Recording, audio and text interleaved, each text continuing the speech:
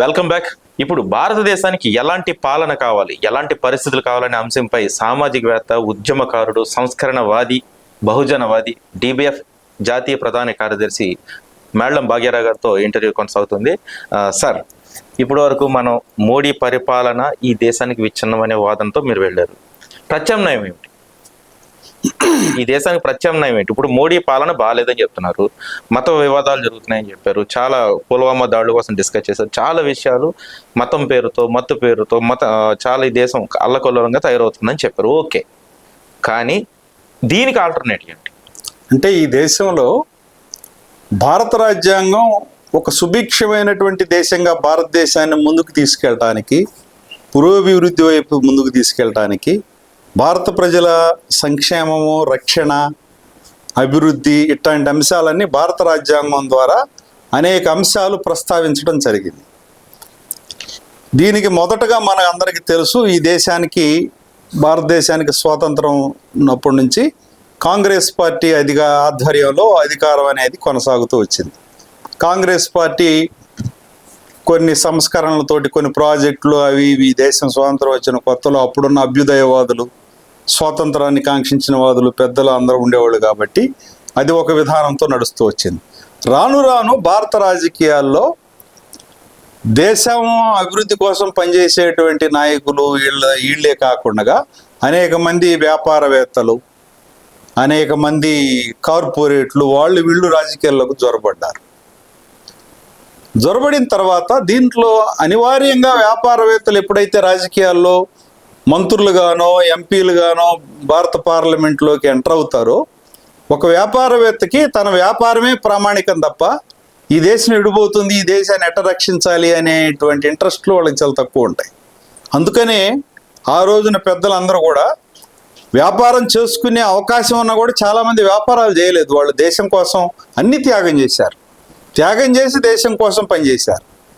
కానీ వ్యాపారస్తులు రాజకీయ రంగంలోకి ప్రవేశించిన తర్వాత కాంగ్రెస్ పరిపాలనలో కూడా వాళ్ళ పర్సనల్ ఇంట్రెస్ట్లే ప్రామాణికంగా ఉంటాయి కాబట్టి కొంతమంది కొన్ని కార్యకలాపాలకి, కొన్ని విచ్చలవిడి కార్యకలాపాలకి పాల్పడటంతో ఆర్థిక దోపిడీ మొదలైంది కొన్ని క్రమాల్లో. దీంతో వీళ్ళు ఇట్టయ్యారు, వాళ్ళు అలా అయ్యారనే ఒక వ్యతిరేక ప్రచారం అప్పుడున్న సోకాళ్ళు పార్లమెంట్ సభ్యులు, కేంద్ర మంత్రుల మీద అనే ఒక అభియోగాలు, కేసులు, దుర్వినియోగాలు, నిధుల దుర్వినియోగాలు ఇవన్నీ కూడా వచ్చినాయి. అప్పుడు భారతదేశంలోనే ఒక పెద్ద తిరుగుబాటు కాంగ్రెస్కి వ్యతిరేకంగా వచ్చింది. అనేక పార్టీలు, ప్రతిపక్షాలు మాట్లాడి అధికారంలో ఉన్న వాళ్ళని ఓడించటం, గెలవటం, కొన్ని రాష్ట్రాల్లో కాంగ్రెస్ అధికారం కోల్పోవటం వచ్చింది. కమ్యూనిస్టులు, వామపక్షాలు, తర్వాత ఈ బీజేపీ వాదులు చాలామంది కాంగ్రెస్కి వ్యతిరేకంగా పనిచేశారు. అంబేద్కర్ వాదులు కూడా కాంగ్రెస్కి వ్యతిరేకంగా పనిచేశారు. అప్పుడున్నటువంటి పరిస్థితుల్లో దానికి వ్యతిరేకంగా పనిచేస్తే రాష్ట్రాల్లో చాలా ప్రాంతీయ పార్టీలు వచ్చినాయి. రాష్ట్రాల్లో స్థానిక పరిస్థితులకు అనుగుణంగా రాష్ట్రాల్లో ప్రాంతీయ పార్టీలు వచ్చినాయి. దేశంలో ఏమాత్రం ఒక 2-3% ఇద్దరు ఎంపీలు పార్లమెంట్లు సభ్యులు ఒకప్పుడు ఉన్న బీజేపీ పార్టీ 270-300 మంది పార్లమెంట్ సభ్యుల్ని గెలిచే స్థాయికి వచ్చి అధికారాన్ని చేజిక్కించు. ఓకే, వీళ్ళు అధికారంలోకి వచ్చిన తర్వాత ఈ 10 సంవత్సరాలు బీజేపీ అధికారంలోకి వచ్చినాకేళ్ళని చూసిన తర్వాత, వీళ్ళ విధానాలు చూసిన తర్వాత, వీళ్ళ పోకడు చూసిన తర్వాత ఇప్పుడు ప్రజలకి మళ్ళీ కాంగ్రెస్ మీదే గౌరవం పెరుగుతూ ఉంది. కాంగ్రెసే నయం, ఎవడో అవినీతిపరుడు ఒకడుంటే వాడి మీద చర్యలు తీసుకుంటే సరిపోద్ది.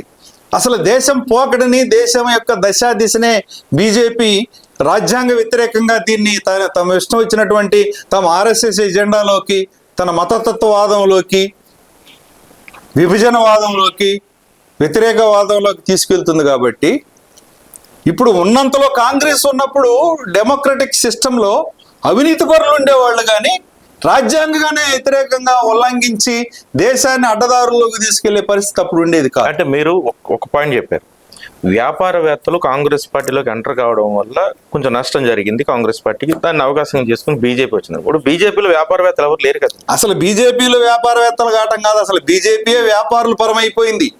ఈరోజు అదానీ అంబానీ చేతుల్లోకి బీజేపీ వెళ్ళిపోయింది.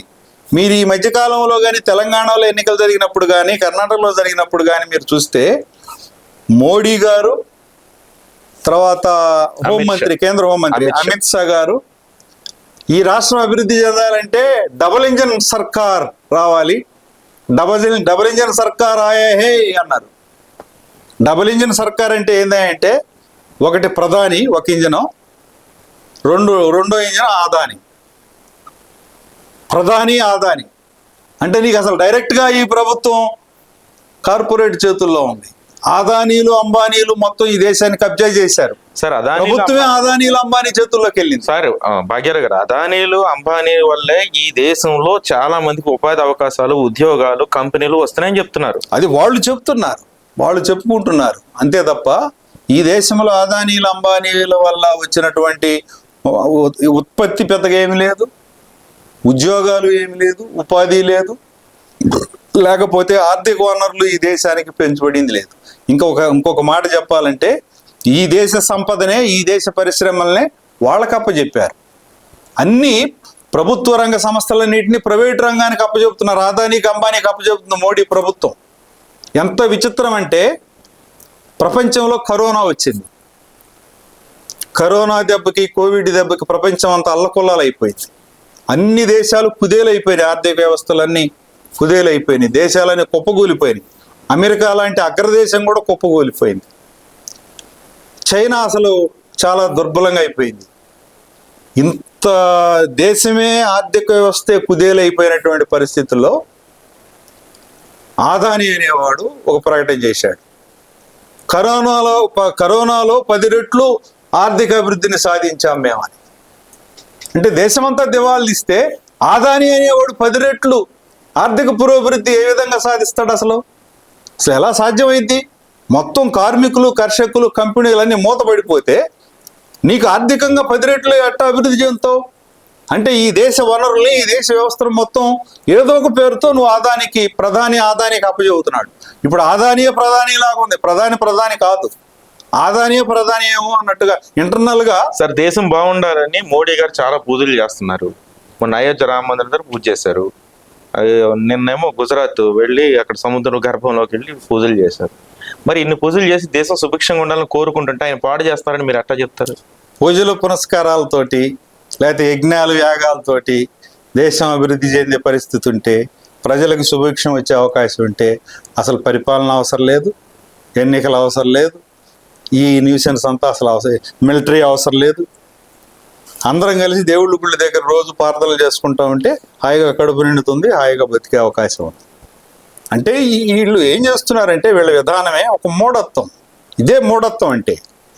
నీకు డెమోక్రటిక్ కంట్రీలో ఒక విజ్ఞానవంతమైన దేశంగా ప్రపంచంలో పోటీ పడుతూ భారతదేశం ముందుకెళ్ళాలనేమో ఎవరైతే ప్రజలు విజ్ఞానవంతులు కోరుకుంటున్నారు, విద్యావంతులు కోరుకుంటున్నారు.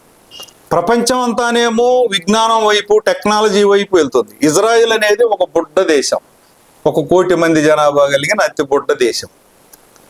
ఆ ఇజ్రాయెల్ దేశానికి 1 కోటి మంది జనాభా కలిగిన అతి బుడ్డ దేశానికి, గోసగొడ్డంత దేశానికి 14 నోబెల్ బహుమతులు వచ్చినాయి ప్రపంచంలో. అమెరికాకు కూడా రాలేదు నోబెల్ బహుమతులు ఇజ్రాయెల్కి వచ్చినాయి. ఎందుకు వచ్చినాయి? టెక్నాలజికల్గా ఇటు వ్యవసాయం మొదలు అన్ని టెక్నాలజీస్ ఇజ్రాయెల్ అంత చిన్న దేశం అడాప్ట్ చేసుకోగలిగింది. రీసెర్చ్ చేసింది, రీసెర్చ్ మెథడాలజీని ఇంప్రూవ్ చేసింది బుడ్డ దేశం. ఈవెన్ అమెరికా కూడా టెక్నాలజీని ఇజ్రాయెల్ నుంచి అరువు తెచ్చుకుంది చాలా విషయాల్లో, వ్యవసాయం విషయంలో కూడా. మరి అంత బుడ్డ దేశాలు అంత టెక్నాలజికల్గా అభివృద్ధి చెంది ప్రపంచాన్ని ఛాలెంజ్ చేస్తుంటే, 1 కోటి మంది జనాభా ఉన్న ఇజ్రాయెల్ 140 కోట్ల మంది జనాభా కలిగిన ప్రపంచంలో మొదటి స్థానంలో ఉన్న భారతదేశం ఏమో వ్యవసాయంలోనూ వెనకబడి ఉంది. దీని పునాదే వ్యవసాయం. భారతదేశానికి వ్యవసాయంలోనూ వెనకబడింది, ఉత్పత్తుల్లో వెనకబడింది, పరిశ్రమలు అసలు లేవు. ఆదానీలు అంబానీలు మాత్రం పెరిగిపోయారు. ఆదానీ అంబానీ అభివృద్ధి తప్ప ఈ దేశం అభివృద్ధి అనేది కొంచెం కూడా లేదు. ఇటువంటి పరిస్థితుల్లో దీన్ని అడ్డుకోవాలంటే ఈ ఆదానీ అంబానీల పురోభివృద్ధి, కార్పొరేట్లకు దేశాన్ని అప్పచెప్పి అన్ని ప్రైవేట్ పరం అవుతున్నాయి. ఈ రోజు ఇప్పుడు మీరు ఏదో చెప్తున్నారు, ఇప్పుడు అదానీలు అంబానీలే బీజేపీలో ఉన్నారని చెప్తూ ఉన్నారు. ఓకే, కాంగ్రెస్ హయాంలో కూడా టాటా బిర్లాలు ఉన్నారు కదా. టాటా బిర్లాలు ఉన్నా కూడా నీకు ఈ రోజున ప్రపంచంలో ఇటీవల టాటా మీద బిర్లా మీద ఒక రీసెర్చ్ బయటకు వచ్చింది.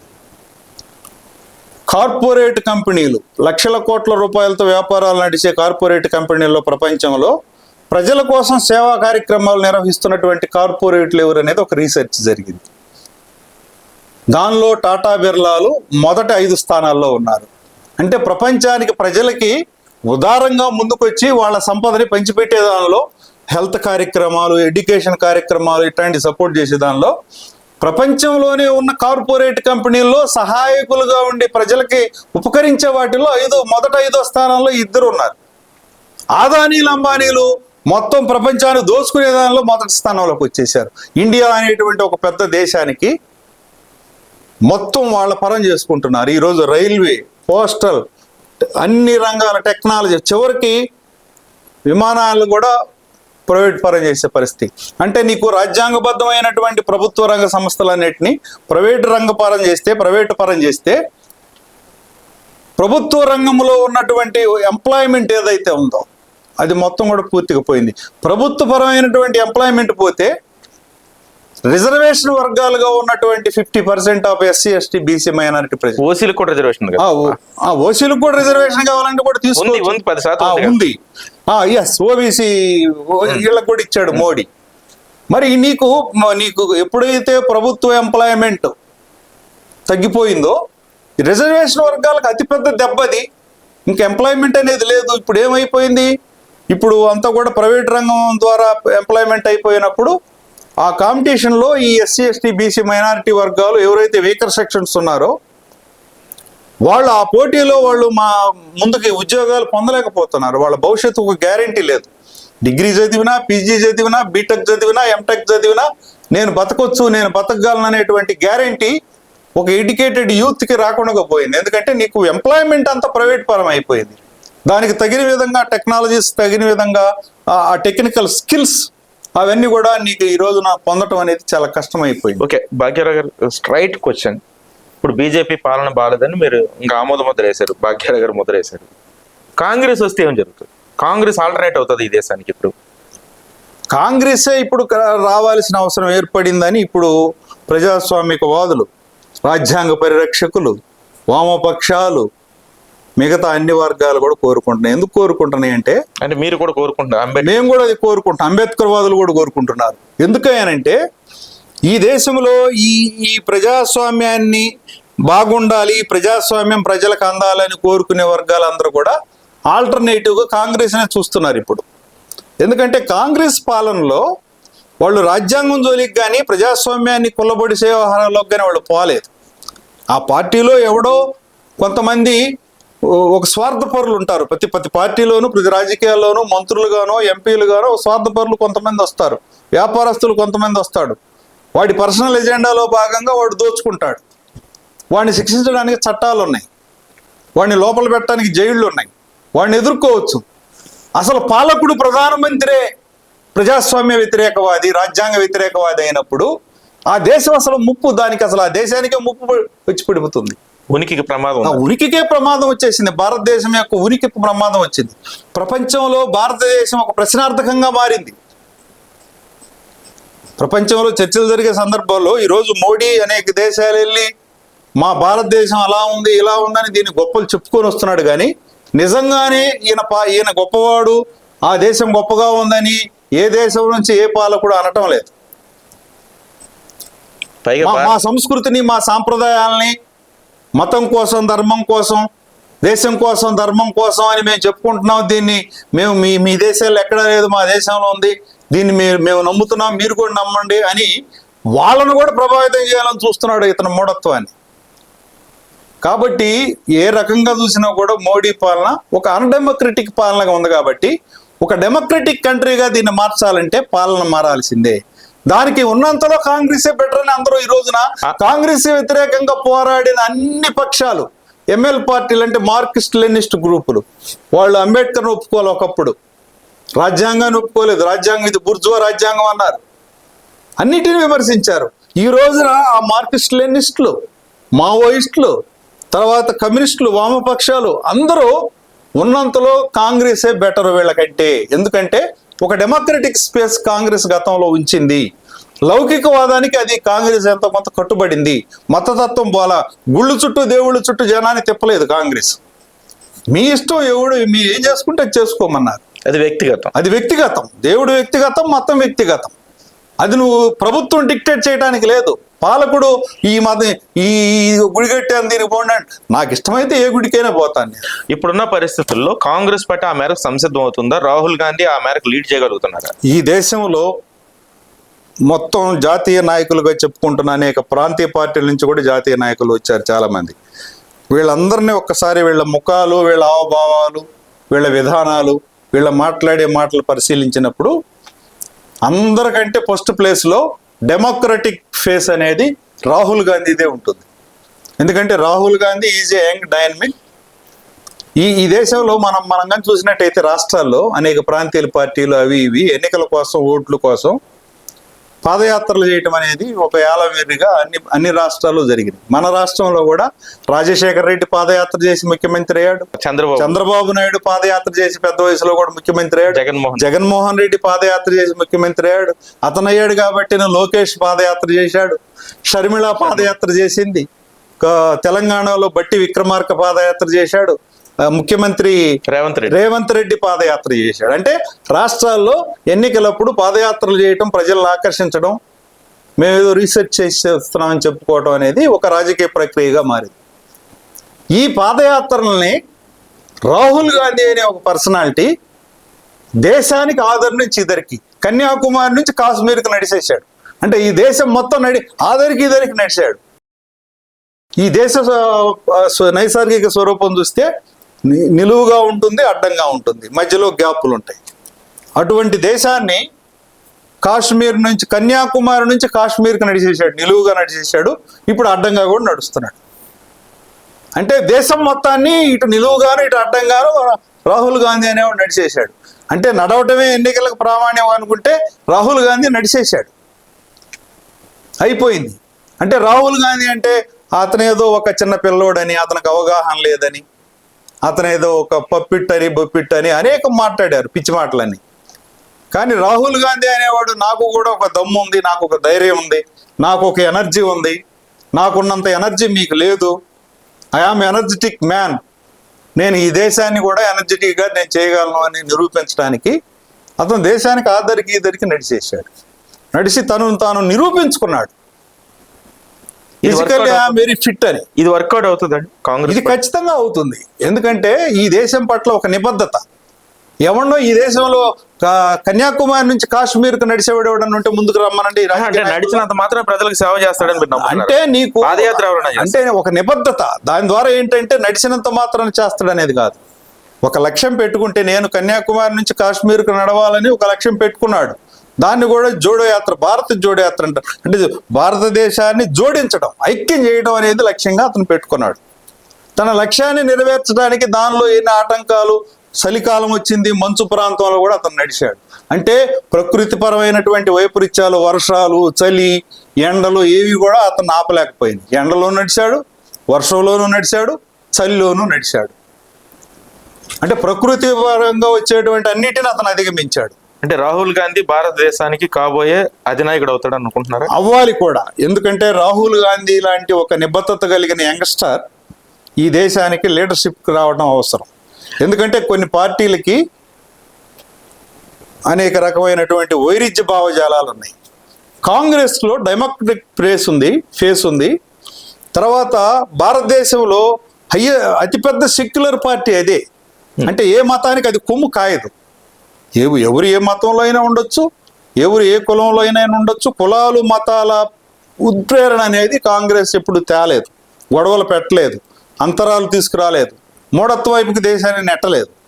వాళ్ళకుంటే వాళ్ళు పోయేవాళ్ళు, గుళ్ళు గోపురాల చుట్టూ వాళ్ళు మంత్రులు తిరగొచ్చు, అది వేరే. ప్రజల్ని మీరు ఇదే చేయాలని ఒక కాంగ్రెస్ ఎప్పుడు డిక్టేట్ చేయలేదు. మోడీని చూసినప్పుడు కాంగ్రెసే అవసరమని అందరూ మార్క్సిస్ట్ లెనిస్టులు కూడా భావించారు. నక్సలైట్ పార్టీలు కూడా ఈ దేశాన్ని ఇప్పుడు నిలబెట్టడానికి కాంగ్రెస్ అవసరం తప్ప వీళ్ళు ఎవరు కాదని. ప్రజలకి ఎలాంటి బెనిఫిట్ జరుగుతుంది అనుకుంటున్నారు? ఇప్పుడు రాహుల్ గాంధీ కాంగ్రెస్ పార్టీ అధికారంలోకి రావడం వల్ల ప్రజలకి, భారతదేశ ప్రజలకి ఎలాంటి మేలు జరగబోతుంది? అంటే దేశం సుభిక్షంగా ఉంటే, దేశంలో ఇంటర్నల్ క్రైసిస్ లేకుండా, గొడవలు లేకుండా, మతపరమైన కులపరమైన వైరుధ్యాలు లేకుండా, ఎవరి పనిని వాళ్ళు చేసుకోగలిగేటువంటి పరిపాలనలో ఉన్నప్పుడు ప్రజలకి నువ్వు ప్రభుత్వం ఏమి చేయలేకపోయినా వాళ్ళ సర్వైవల్ వాళ్ళు నడుపుకుంటారు. ఒకటి. బయట దేశాలు ఈ దేశం పట్ల ఉన్నటువంటి కొన్ని ఇక్కడ నడుస్తున్న వివక్షలు, ఇక్కడ నడుస్తున్న సిస్టమ్స్ ఏవైతే ఉన్నాయో వీటి పట్ల బయట దేశాల్లో చులకనగా చూడటం ఇట్లాంటివి లేకుండా పోతాయి. 2. 3, టెక్నాలజీ ఎక్కడుంటే ఆ టెక్నాలజీ మనకు అవసరమైతే తెచ్చుకోవచ్చు, వాడుకోవచ్చు. దేశీయవాదమే అవసరం లేదు. ఈరోజు మొత్తం గ్లోబలైజేషన్ అయిపోయింది. ప్రపంచం ఒక గ్రామంగా, కుగ్రామంగా మారిపోయింది. కంప్యూటరైజేషన్ అయింది. టెక్నాలజికల్గా ప్రపంచం అంతా ఒకే దాటి మీద వెళ్తున్నాయి. వీటన్నిటినీ ఆ ఫ్రేమ్లోకి దేశాన్ని తీసుకెళ్ళాలి. అప్పుడు దేశం కూడా అప్గ్రేడ్ అవుతుంది. దేశమంతా ఏమో టెక్నాలజీ వైపు వెళ్తుంటే, నువ్వు మతం వైపు, దేవుడి వైపు, దేవాలయాల వైపు వెళ్తుంటే భారతదేశాన్ని, ఇంకా నీ దేశం పురోగతి ఎక్కడుంటుంది? టెక్నాలజీ ఈ రోజున అన్ని రంగాల్లో టెక్నాలజీ వస్తుంటే నువ్వు టెక్నాలజీకి వ్యతిరేకం దేశం ఎలా? అందుకని కాంగ్రెస్ అనే దానిలో ఒక డెమోక్రటిక్ ఫేస్ ఉంది, ఒక సెక్యులర్ ఫేస్ ఉంది, డెవలప్మెంట్ని ఆహ్వానించే ఫేస్ ఉంది. ఇప్పుడు పివి నరసింహరావు గారు ప్రధానమంత్రిగా ఉన్నప్పుడు ఆ ప్రపంచంలో ఆర్థిక విధానాలు, సరళీకృత ఆర్థిక విధానాలు వచ్చినాయి. పక్కన ఈ దేశంలోకి ఇంప్లిమెంటేషన్లోకి తెచ్చాడు. సరళీకృత ఆర్థిక విధానాలను ఇండియాకి ఆహ్వానించాడు. దాని మూలంగా ప్రభుత్వ భారతదేశ ఉత్పత్తులు విదేశాలకు వెళ్ళి, విదేశాల ఉత్పత్తులు కొని భారతదేశానికి వచ్చినాయి. అంటే మార్పిడి జరిగింది. అంటే దేశంలో ప్రపంచంతో ఇతర దేశాలతోటి ఒక అనుసంధానం అనేది ఏర్పడింది. దానివల్ల మనకు జరిగే ఉపయోగాలు మనకున్నాయి, వాళ్ళకి జరిగే ఉపయోగాలు వాళ్ళకున్నాయి. అది ఒక అచీవ్మెంట్. అటువంటి అచీవ్మెంట్స్ని మోడీ ఎక్కడ కూడా ఎలవ్ చేయడం. ఇది విదేశీయం కాదు, స్వదేశీయం అనే పేరుతో, మతం పేరుతో, దేవుళ్ళ పేరుతో, గుళ్ళు పేరుతో తిప్పేస్తున్నాడు దేశాన్ని. ఇది తిరోగమనం.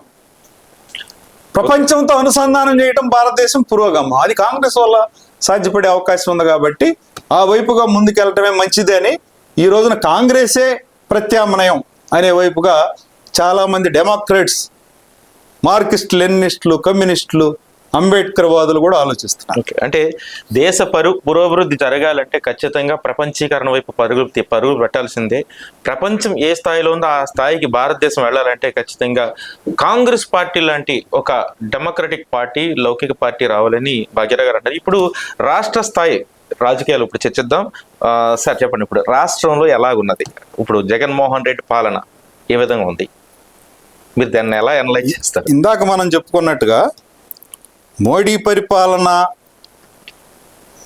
మూఢత్వం వైపు, మతతత్వం వైపు, గుళ్ళు చుట్టూ, దేవుళ్ళ చుట్టూ ఒకవైపు తిరుగుతుంటే మనందరికీ తెలుసు ప్రపంచంలో అనేక మంది నియంతలు ఉన్నారు.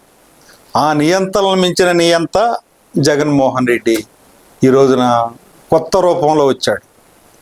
వాస్తవానికి జగన్మోహన్ రెడ్డి ఎన్నికల్లో పోటీ చేస్తున్నప్పుడు ఒక అంబేద్కర్ వాదులుగా, దళితవాదులుగా పనిచేస్తున్నటువంటి మాలాంటి యాక్టివిస్టులను కూడా, ఇతను వయసు రీత్యా కుర్రవాడు, ఇతనుకున్న నేపథ్యం, పొలిటికల్ నేపథ్యం, వాళ్ళ నాన్న ముఖ్యమంత్రిగా చేశాడు ఆల్రెడీ. ఒక పేదరికంలో ఇబ్బందుల్లో ఉన్న రాయలసీమ ప్రాంతం నుంచి వచ్చాడు. సో బ్యాక్గ్రౌండ్ మొత్తం చూసుకుంటే రాయలసీమ ప్రాంతం నుంచి వచ్చాడు. అత్యంత వెనకబడిన కడప జిల్లా, రాయలసీమ అంటే పేదరికం అంటే అది అతనికి తెలుసు. రాజకీయ నేపథ్యం, రాజశేఖర రెడ్డి అంటే అతనికి ఒక ప్రత్యేకత ఉంది. ఆంధ్రప్రదేశ్ తెలుగు రాజకీయాల్లో, కాంగ్రెస్ రాజకీయాల్లో రాజశేఖర రెడ్డి కంటూ ఒక రాజకీయ మార్క్ ఉంది. Is a peculiar personality. అతను అందరిని కలుపుకుపోతాడని అతనికి కొన్ని సానుకూలతలు చాలా వచ్చినాయి. తర్వాత ఇతను యువకుడు, ఉన్న భారతదేశంలో ఉన్న రాజకీయ నాయకుల్లో యువకుడుగా వచ్చాడు. కాబట్టి ఇన్ని ఒక సానుకూలమైన అంశాలతో ఇతను అధికారంలోకి రావాలనే దీంతో వచ్చాడు. కాబట్టి నిజంగానే ఇతను అధికారంలోకి వస్తే గతంలో ఉన్న చాలా ముఖ్యమంత్రులు చేయలేని మంచి పనులు ఇతను చేస్తాడు, మెరుగైన పనులు చేస్తాడు.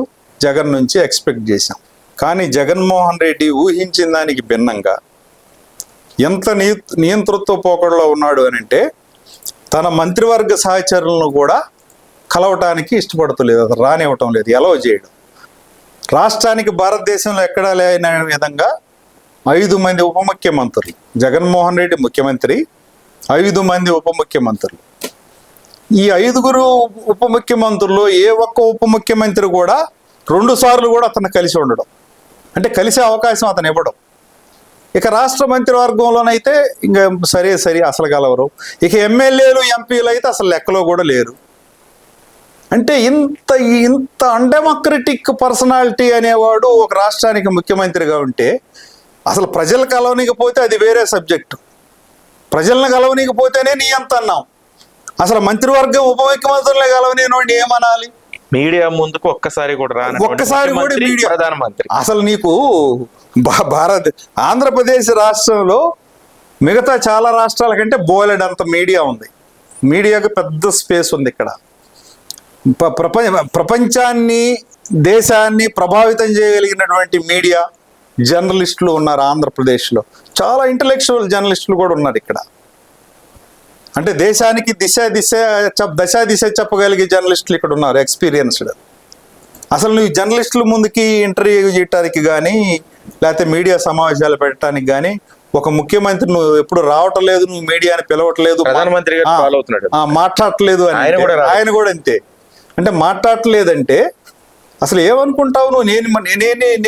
నేను మీడియాకి చెప్పడం ఏంటి, నేను వాడికి పిలవటం ఏంది, నేను వాడికి చెప్పడం ఏంది, వాడు నాకు అంటే నీ మైండ్ సెట్ అంతా కూడా ఈ డెమోక్రటిక్ అప్రోచ్కి డెమోక్రటిక్ సిస్టానికి ఎక్కడ అలౌ చేయటం లేదు, దేన్ని నువ్వు అలౌ చేయటం లేదు. ఇక్కడ ఇంకొక ప్రశ్న భాగ్యరావు గారు, ఇప్పుడు నియంతృత్వంగా అతను ఉన్నాడని మీరు అనుకుంటున్నారు. సరే, ప్రజలకి ఏం కావాలో అది చేస్తే ఆయన ఎలా ఉంటే మనకేంటి? అది చేస్తున్నాడా? ఇప్పుడు రష్యా లాంటి దేశాలు ఉన్నాయి, కమ్యూనిస్ట్ దేశాలు. అది కూడా ఒక టైప్ ఆఫ్ సెమీ డిక్టేటర్షిప్. ఒక్కడే ఉంటాడు, వాళ్ళ పార్టీ అధ్యక్షుని ఎన్నుకుంటుంది, అతనే పరిపాలిస్తాడు. చైనాలో కూడా ఒకే అధ్యక్షుడు ఉంటాడు, ప్రజలు ఎన్నుకోరు, వాళ్ళ పార్టీ ఎన్నుకుంటుంది. అలాంటి దేశాలు చాలా ఉన్నాయి. అక్కడ ప్రజలకు అందుబాటులో ఆ నాయకులు ఉంటున్నారు, అంటే ప్రజలకు ఏం కావాలో వాళ్ళు చేస్తున్నారు. సరే, ఇక్కడ ఎలా ఉన్నా ప్రజలకు అందుబాటులో ఉన్నాడా లేదా, ప్రజలకు కావాల్సింది చేస్తున్నాడా లేదా? ఇప్పుడు ప్రజలకి ఏమి కావాలి, భారతదేశంలో ఉన్నటువంటి ప్రజలకి ఏమి కావాలి అనే దాన్ని భారత రాజ్యాంగమే నిర్దేశించింది. భారతదేశంలో పాలకుడు చేయాల్సిన పని ఏంటంటే, భారత రాజ్యాంగం ప్రజలకి ఏం హక్కులు ఇచ్చింది, భారత రాజ్యాంగం ప్రజలకి ఏమి చేయాలని కోరుకుందో అది ఇంప్లిమెంట్ చేస్తే చాలు. అసలు దానికి మించి ఒక్కటి కూడా అదనంగా ఇవ్వాల్సిన అవసరమే లేదు. ఎందుకంటే this is a welfare state, welfare country. మన వెల్ఫేర్ చేస్తానని చెప్తున్నాడు కదా. అదే వెల్ఫేర్ అంటే ఏంటి? నువ్వు చేస్తున్నటువంటి వెల్ఫేర్. ఇప్పుడు సంక్షేమ రాజ్యంలో సంక్షేమం ప్రజలకి ఇవ్వటం ప్రభుత్వం చేయాల్సిన పని. అది రాజ్యాంగమే నిర్దేశించింది. పాలకుడు ఎవడైనా, ప్రధానమంత్రి అయినా ముఖ్యమంత్రి అయినా, వాడు ఖచ్చితంగా ఇవి చేయాలని రాజ్యాంగం నిర్దేశించింది. ఇతను పరిపాలనలోకి వచ్చిన తర్వాత, వచ్చే ముందు కానీ ఇతను ఒక మేనిఫెస్టో పెట్టుకున్నాడు. నేను నవరత్నాలను అమలు జరుపుతాను అని ఇతను మేనిఫెస్టోలో పెట్టుకున్నాడు. No problem. నువ్వు నవరత్నాలని రాగానే అధికారంలోకి ఇంప్లిమెంట్ చేసావు. నువ్వు నవరత్నాలని ఇంప్లిమెంట్ చేస్తానన్నావు. ప్రజలు నిన్ను అడగలేదు నవరత్నాలు చేయమని, నీ మేనిఫెస్టోలో పెట్టుకున్నావు. నీకు ఓటేసి నిన్ను అధికారాన్ని ఇచ్చారు. నువ్వు నవరత్నాలను అమలు జరుపుతావు. నేను నవరత్నాలను అమలు జరుపుతున్నానని పేరుతో రాజ్యాంగబద్ధంగా ఏర్పాటై అమల్లో ఉన్న, గతంలో నుంచి అమల్లో ఉన్న పథకాలను తీసేసే హక్కు నీకు ఎక్కడ ఉంటుంది? నువ్వు అవి అమలు జరుపుతూ నువ్వు దీన్ని కూడా ఇస్తే దిస్ ఈజ్ యాడింగ్ వాల్యూ. నాకు అంతకుముందు భారత రాజ్యాంగం ఒక 1000 రూపాయలు ఇవ్వమని హక్కుగా ఇచ్చింది. నీ నవరత్నాల్లో నువ్వు నాకు 100 రూపాయలు ఇవ్వాలని నిర్ణయించుకున్నావు. నాకు రాజ్యాంగం చెప్పిన నా 1000 నాకు ఇస్తూ నువ్వు నవరత్నాల ద్వారా అదనంగా ఇవ్వాలనుకున్న 100 రూపాయలు కూడా ఇస్తే నాకు 1100 అవుతాయి. అంటే అలా బెనిఫిట్. అలా రాజ్యాంగబద్ధంగా చేయనటువంటి, లేదంటే రద్దు చేసినటువంటి, తీసేసినటువంటి స్కీమ్స్ కానీ, పథకాలు కానీ, విషయాలు కానీ ఏమున్నాయి? అసలు మొత్తం ఎత్తేసాడు. నవరత్నాలు తప్ప ఈ రాష్ట్రంలో ఏ ఒక్క పథకం లేదు. భారతదేశంలో సార్ వాళ్ళు చెప్పేది, వైసీపీ వాళ్ళు చెప్పేది, నవరత్నాలలోనే అన్ని కవర్ అయిపోతున్నాయి. ఎక్కడ దళిత సంక్షేమం, బహుజన సంక్షేమం, అగ్రవర్ణాల సంక్షేమం, అన్ని పనులు జరుగుతున్నాయి. పెన్షన్ల స్కీమ్స్, ఉపాధి, తర్వాత ఉద్యోగం, అన్ని, ఆరోగ్యం, విద్య, అన్ని అందులోనే ఉన్నాయి అని చెప్తున్నారు వాళ్ళు. అది వాళ్ళు చెప్పుకుంటున్నారు, వాళ్ళ పొలిటికల్ ఎజెండా కాబట్టి వాళ్ళు చెప్పుకుంటున్నారు. కానీ రాజ్యాంగబద్ధంగా ఏర్పాటైనటువంటి వెల్ఫేర్ అండ్ డెవలప్మెంట్ స్కీమ్స్ వేరుగా ఉన్నాయి. వెల్ఫేర్ డెవలప్మెంట్ అనేది ఎప్పుడు కూడా ఒక సంక్షేమ పథకం, ఒక అభివృద్ధి పథకం అనేది ఎప్పుడు కూడా ఒక కాంప్రహెన్సివ్ డెవలప్మెంట్గా ఉంటుంది. అంటే నీకు ఒక పథకం ఇవ్వటం ద్వారా ఆ పథకం వాళ్ళ జీవనోపాధికి, వాళ్ళ జీవనభృతికి ఉపయోగపడేటువంటి ఒక కాంప్రహెన్సివ్ డెవలప్మెంట్ ఉంటుంది. అది దానిలో చాలా అంతర్లీనంగా వాళ్ళకి చాలా ఉపయోగపడటానికి, భవిష్యత్తుకి అది మేలు. ఆటో డ్రైవర్లు డబ్బులు ఇస్తున్నారు, లాయర్లకు డబ్బులు ఇస్తున్నారు, డాక్టర్ వాళ్ళకి డబ్బులు ఇస్తున్నారు, పాస్టర్లకు డబ్బులు ఇస్తున్నారు, ముల్లాలకు డబ్బులు ఇస్తున్నారు, చాలా మందికి డబ్బులు ఇస్తున్నారు ఉచితంగా 10,000, 15,000, 20,000 రైతులు డబ్బులు ఇస్తున్నారు. ఇంకేం కావాలి? అసలు డబ్బులు ఇవ్వద్దు. ఎందుకని అసలు డబ్బులు అవసరం లేదు. అసలు డబ్బులు అవసరం లేదు. సంక్షేమ అభివృద్ధి పథకాలంటే డబ్బులు ఇవ్వటం కాదు. అంటే పెన్షన్ కూడా వద్దంటారా? పెన్షన్ వద్దని అనటంలా, పెన్షన్ ఈజ్ ఏ మ్యాండేటరీ.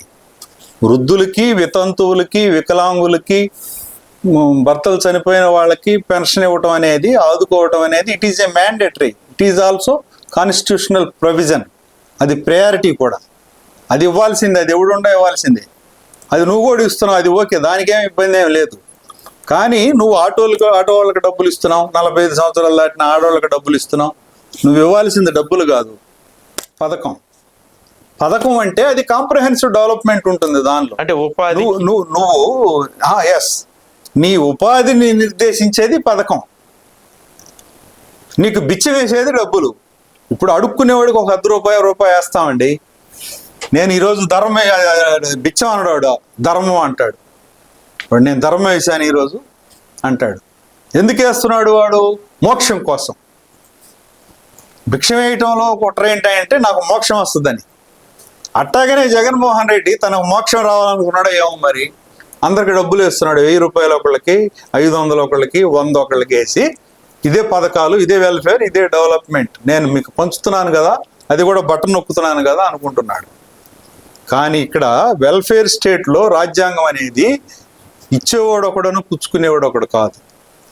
ఇక్కడ పథకం పొందడం అనేది నా హక్కు, ప్రజల హక్కు. పథకం ఇయటం అనేది ప్రభుత్వాల బాధ్యత. నీది బాధ్యత, నాది హక్కు. ఈ కాన్సెప్ట్ పోయింది జగన్మోహన్ రెడ్డి విధానాల వల్ల. నువ్వు ఇచ్చేవాడివి, నేను పుచ్చుకునేవాడిని. దాదాపు ఇక్కడ ఒక 35 పథకాలు, 38 పథకాలు పెడితే 30 పథకాలకి జగన్ పేరు పెట్టుకున్నాడు. 8 పథకాలకు వాళ్ళ నాన్న పేరు వైఎస్ఆర్ అని పెట్టాడు. అసలు నీ పేరు, మీ నాన్న పేరు పెట్టుకోవడానికి ఎవరు మీరు? నీవు సంపాదించిన డబ్బులు మాకు ఇస్తున్నారా? లేకపోతే నీ డబ్బులు మాకు ఇస్తున్నారా? నువ్వు అవినీతి చేసిన 1,00,000 కోట్లు ఏమైనా మాకు పెంచావా? మా డబ్బు అది, ప్రజల డబ్బు అది. అది 1,00,000 కోట్లు కావచ్చు, 1,50,000 కోట్లు కావచ్చు, బడ్జెట్ పెట్టి దానిలో నువ్వు నవరత్నాలకి, స్కీములకి, వీటికి ఇస్తున్నావు. అది ప్రజల సొమ్మే. అది అనేక రూపాల్లో, ఇన్కమ్ ట్యాక్స్ రూపంలో, ఆ రూపంలో, ఈ రూపంలో, సేల్స్ ట్యాక్స్ రూపంలో, లేకపోతే ఈ మధ్య వచ్చింది జిఎస్టీ రూపంలో వచ్చినటువంటి ఒక ధనం. దాన్ని నువ్వు పథకాల రూపంతో ఇస్తున్నావు. కానీ జగన్మోహన్ రెడ్డి ఏమనుకుంటున్నాడు? తన పేరు పెట్టుకొని జగనన్న దీవెన, జగనన్న ఆసరా, జగనన్న తోడు, జగనన్న వరం, ఏంటి అన్ని? జగనన్న ఏంటి? నువ్వు నీ డబ్బులు అవి అంటే వీళ్ళు అనుకుంటున్నారు నేను ఇచ్చేవాడిని, నేను దైవాంశ సంభూతుణ్ణి. ఇది రాజరికం. రాజే దైవాంశ సంభూతుడు. అక్కడ రాజుని దేవుడిగా పూజించాలి కాబట్టి ఇక్కడ జగన్ను పూజించాలి. జగనన్న దేవుడు అయిపోయాడు పరిపాలనలో. జగనన్న పాలకుడు కాదు ఇప్పుడు. జగనన్న అన్ని పేర్లు నీయే పెట్టుకున్నావు. మీ నా ఏమిటి అసలు ఇది? నీ పేరు అంత గోలైంది. చివరికి అసలు ఎంత దారుణం అంటే, ఆంధ్రప్రదేశ్ రాష్ట్రంలో గత కొంతకాలంగా అంబేద్కర్ గారి పేరు మీద ఉన్నది ఒకే ఒక్క స్కీమ్, అంబేద్కర్ విదేశీ విద్య అనేది రాజశేఖర్ రెడ్డి పాలనలోను, చంద్రబాబు నాయుడు పాలనలోను వచ్చింది. వాళ్ళు కూడా ఇంకొక పథకానికి అంబేద్కర్ గారి పేరు పెట్టలేదు, ఇది ఒక్కటే కొనసాగించారు. ఈయన ఒకటి కూడా తీసేశాడు జగన్. తీసేసి పథకం ఇంప్లిమెంటేషన్లో లేకుండా చేశాడు. ఒక ముస్లిం నాయకుడు, ఒక ముస్లిం సంస్థ హైకోర్టులో పిటిషన్ వేసింది. డాక్టర్ బిఆర్ అంబేద్కర్ విదేశీ విద్యా పథకం ఉన్నప్పుడు మా ముస్లిం విద్యార్థులు 380 మంది విదేశాలకు వెళ్ళి చదువుకున్నారు. వాళ్ళ జీవితం అంతా కూడా ఇట్లా పురోభివృద్ధి చెందింది. వాళ్ళు ఈ విధంగా వరల్డ్ క్లాస్కి ఎదిగారు. ఈ జగన్మోహన్ రెడ్డి పరిపాలనలోకి వచ్చిన తర్వాత ఆ పథకం ఎత్తేయటం మూలంగా మాకు ఒక్క విద్యార్థి కూడా, ఒక్క పర్సన్ కూడా మా ముస్లిం విదేశాలకు వెళ్ళలేకపోయాడు. కాబట్టి మా పురోగతిని ఇతను అడ్డుకున్నాడు. ఖచ్చితంగా ఆ పథకం ఇంప్లిమెంట్ చేయాలని హైకోర్టులో ఒక ముస్లిం నేత వేస్తే హైకోర్టు దాన్ని సంజాయిషి అడిగింది రాష్ట్ర ప్రభుత్వాన్ని. ఏమిటి ఇది చెప్పండి, మాకు 15 రోజులు ఆన్సర్ ఇవ్వమని chief justice of the high court ఇచ్చాడు. ఇస్తే ఆ chief secretary of Andhra Pradesh, welfare secretary of Andhra Pradesh and ముఖ్యమంత్రి కలిసి చర్చించి మనం కారణాలు చెప్పలేం కదా, ఎందుకు ఇంప్లిమెంట్ చేయలేకపోయాము, కష్టం కదా, పలానా కారణాల వల్ల చెప్పడం మంచిది కాదు, కాబట్టి ఇప్పుడు ఇమీడియట్గా పథకం తయారు చేయండి, అమల్లోకి తెద్దాం అని విదేశీ విద్యని మేము ప్రవేశపెడుతున్నాము, ఇప్పుడు ఇస్తున్నాము ఫలానా తారీఖు నుంచి అని హైకోర్టుకు చెప్పడం కోసం విదేశీ విద్యా పథకాన్ని అమల్లోకి తేవాలని నిర్ణయం చేసి కేబినెట్ ఆమోదం ఇచ్చి జగనన్న విదేశీ విద్యా పథకం అని పెట్టాడు, అంబేద్కర్ తీసేసి. విదేశీ విద్యా పథకం అంటేనే విదేశాల్లో చదువుకుంటారు, మేజర్లీ యుఎస్ఏ, అమెరికాలో చదువుకోవడానికి పోతారు, వేరే దేశాలకు కూడా పోరు. అమెరికాలో జగన్ ఎవడికి తెలుసు? అమెరికా యూనివర్సిటీకి నేను నా పిల్లగాడో ఎవరి పిల్లగాడో అప్లై చేసుకున్నాడు, యూనివర్సిటీలో సీట్ వచ్చింది. Government of Andhra Pradesh in India Jagananna విదేశీ విద్యా దీవెన కిందగా ఇదిగో 15 లక్షలు 20 లక్షలు ఇస్తుంది అని ఒక లెటర్ వాడికి వెళ్తుంది యూనివర్సిటీకి. ఆ యూనివర్సిటీ ఏమంటాడు, హూ ఇస్ జగన్ అంటాడు, ఎందుకంటే వాడికి ఈడెవడు వాడికి తెలియదు కదా, హూ ఇస్ జగన్ అన్న అంటాడు. ఈ జగన్ అన్నెవడు వాడికి తెలుసు. అట్లాంటిది నీకు అంత కోరిక ఎందుకు అసలు నీకు? అంబేద్కర్ అంటే is a international personality. Ambedkar ప్రపంచం అంతా తెలుసు. అంబేద్కర్ అబ్రాడ్ స్కీమ్ అని ఉందనుకో, ఓహో అంబేద్కర్ పేరు పెట్టారు, వాడు వెంటనే రిసీవ్ చేసుకుంటాడు. ఆ అంబేద్కర్ పేరే ఎత్తేసి నీ పేరు పెట్టుకొని విదేశీ విద్య అని పెట్టినటువంటి జగన్కి అంటే నీకు ఎంత మొనార్క్సిజంతో ఈ జగన్ ఆలోచిస్తున్నాడు అనేది అక్కడ అర్థమైపోతుంది. ఓకే, ఇప్పుడు ఏం కావాలి? రాష్ట్రంలో ప్రత్యామ్నాయ పరిపాలన కావాలా? జగన్మోహన్ రెడ్డి 27 పథకాలు రాజ్యాంగబద్ధంగా, ముఖ్యంగా ఎస్సీ ఎస్టీలు, వేరే వాళ్ళ సంగతి పక్కన పెడదాం. ఎస్సీ ఎస్టీలు అనేవాళ్ళు కాన్స్టిట్యూషనల్ మ్యాండేటరీస్, వాళ్ళు రాజ్యాంగం వాళ్ళకి కొన్ని హక్కులు ఇచ్చింది, అవకాశాలు ఇచ్చింది. ఎవడు పాలకుడైనా ఎవడు అధికారంలోకి వచ్చినా కంపల్సరీగా ఆ పథకాలను అమలు జరపాల్సిన బాధ్యత, ఆ గ్యారంటీస్ ఇవ్వాల్సిన బాధ్యత, సంక్షేమ అభివృద్ధి రక్షణ ఇవ్వాల్సిన బాధ్యత ప్రభుత్వాన్ని. దాన్ని పక్కన పెట్టాడు ఇతను, ఆ 27 పథకాలు పక్కన పెట్టాడు. దళితుల రక్షణ కోసం వచ్చిన ఎస్సీ ఎస్టీ యాక్ట్. ఇప్పుడు ఆ దళితులే, ఆ ఎస్సీలే తన బంధువు, తన చుట్టము, తన నాయకుడు, తమ పాలకుడు అని చెప్పేసి చెప్పుకుంటున్నారు. అదే ఇప్పుడు దళితులు అతన్ని ఎలా చూస్తున్నారంటే, అదృష్టమో దురదృష్టమో దళితులు ఎక్కువగా ఆంధ్రప్రదేశ్లో ముఖ్యంగా క్రిస్టియానిటీలో ఉన్నారు. తెలంగాణలో కంటే కంపారిటివ్లీ ఆంధ్రాలో దళితులంతా మెజారిటీ ఫ్యామిలీస్ క్రిస్టియన్స్. ఆ క్రిస్టియన్ సెంటిమెంట్ ఈ ఫ్యామిలీస్లో ఉంటుంది. ఈ జగన్ అనేవాడు క్రిస్టియన్ అని వీళ్ళు అనుకుంటున్నారు, నమ్ముతున్నారు. నేను క్రిస్టియన్ని, మా జగన్ క్రిస్టియన్. ఒక క్రిస్టియను దేశానికి ముఖ్యమంత్రిగా ఉండటం మంచిది కాదా అని వాళ్ళు భావిస్తున్నారు. భావించి నువ్వు చేస్తే, వాళ్ళు ఓట్లు వేస్తే నమ్మించి గొంతు వస్తా అంటారే పదం, అది జగన్ చేశాడు. ఇప్పుడు జగన్ నమ్మారు వాళ్ళు, జగన్ ఇప్పటికీ నమ్ముతున్నారు. ఇప్పుడు రాష్ట్రంలో ప్రత్యామ్నాయం కావాలంటారా? ఖచ్చితంగా అవసరం ఉంది. ఎందుకంటే మరి ఇక్కడ కాంగ్రెస్ పార్టీ అవసరం ఉంది. కాంగ్రెస్ అవసరం కూడా ఉంది. కాంగ్రెస్ హయాంలోనే నిజంగా పథకాలు ఏమైనా వచ్చినాయి అంటే దళితులకి కాంగ్రెస్ హయాంలోనే వచ్చినాయి, కాంగ్రెస్ పాలనలోనే వచ్చినాయి. ఇంకా చెప్పాలంటే దాని తర్వాత వచ్చిన పాలకులు కొన్ని పథకాలు తీసేశారు, యాడ్ చేయాల్సింది పోయి తీసేశారు. పరిపాలన రోజులు గడిచే కొద్దీ, సంవత్సరాలు పెరిగే కొద్దీ యాడింగ్స్ ఉండాలి. నీకు ఇచ్చే డెవలప్మెంట్లో ఇంకా పెరగాలి తప్ప తగ్గకూడదు. కానీ కాంగ్రెస్ ప్రవేశపెట్టినటువంటి అనేక పథకాలు ఇందిరాగాంధీ హయాంలో నేషనల్ లెవెల్లో ఎస్సీ ఎస్టీ సబ్ ప్లాన్స్ను కూడా ఉన్నప్పుడే వచ్చినాయి, ఇప్పుడు మధ్యలో వచ్చినాయి కాదు, అవి మధ్యలో పాలకులు తీసేశారు. ఇట్లా చాలా బడ్జెట్లో according to population wise SC ఎస్టీలకి జనాభా దామాష ప్రకారం అధికారంలోకి ఎవడొచ్చినా బడ్జెట్ కేటాయింపులు చేసి ప్రత్యేక పథకాలు మీన్స్ రెగ్యులర్గా అందరితో పాటు ఇచ్చే పథకాలు ఇవ్వాల్సిందే.